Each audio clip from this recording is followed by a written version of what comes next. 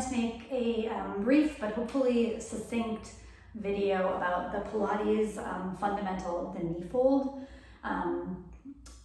This is, it's funny, I remember a colleague saying, oh, it's kind of a silly exercise because it doesn't resemble anything we do in life. And I think that's like kind of flagrantly untrue because we spend a lot of our time sitting with our knees folded at 90 degrees in relation to our hip joints. And that's what a lot of Pilates is about, is just changing gravity's relationship to your body in a position that is actually quite commonplace.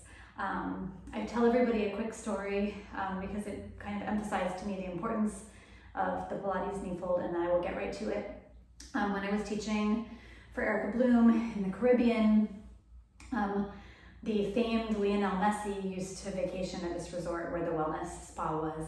And I was creeping on him in the gym, and he spends every morning, well, when he was there, doing like these in a really concentrated, focused way, taking much longer than my clients do. And everyone complains about these. They're like, oh, they're so simple, they're so easy. They should not, they're simple, but they're not easy. And it sometimes feels like a very kind of light exercise, a simple exercise. And it is, yeah, like I said, simple, but it is really fundamental, and it should not feel like easy. So I'm gonna get to it. I'm gonna be fairly brief, and because I am almost 30 weeks pregnant, I'm not gonna stay supine for super long. Briefly, it's fine. But yeah, this exercise isn't super recommended for pregnant folks. So everybody can start lying down. I'm gonna explain a little bit while you're lying down before I lie down for that reason. When you lie down, your feet are gonna be level with your hips. So my feet are gonna be here. My head is gonna be in the headrest, slightly elevated. It's nice for most of us. It's nice to have a little bit of lift with the head, especially if you're pregnant. You need to have that. But if you have a really flat cervical spine, not super necessary. You're gonna make sure your pelvis is neutral, which means your tailbone is dropped. There may be a little bit of a curve at your waist, and that's because that's the optimal position to find your abdominals. And that's our main objective here, is finding our abdominals and seeing if our abdominals predominantly can do the work of lifting the leg. There will be some hip flexor, but if this exercise feels easy, that means you're overworking the hip flexor and underworking the abdominals. So let's come on down. You're already down, sorry. I'm coming down. Pregnant folks are now coming down. Lying down sideways and rolling onto your back. Feet are planted, tailbone is heavy, neck is relaxed. We're gonna take a big inhale, and as you exhale, you're gonna find your abdominal muscles. We can talk about what that means in another video, but for now, just feeling the abdominal wall tighten, which may feel like pulling your hip bones together. It may feel like a kegel. It may feel like squeezing something in your pelvic bowl. Whatever helps you access your abdominals here. With that feeling, you're gonna feel like one leg gets light and floats right up over your hip. And inhale to lower, inhale softly. And exhale, engage.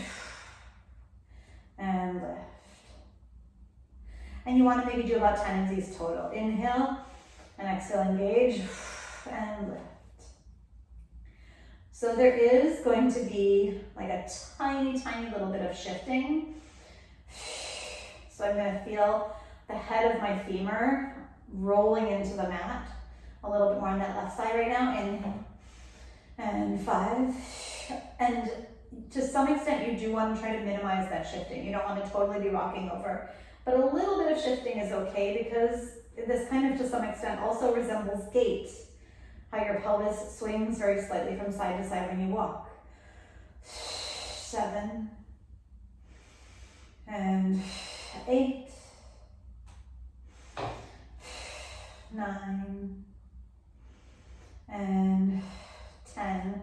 You can keep going if you'd like. I'm going to sit up and just throw a couple more pointers in there. As you do these, you want to make sure that you're not overusing your neck and shoulders. So making sure that the neck and shoulders feel soft as you hinge.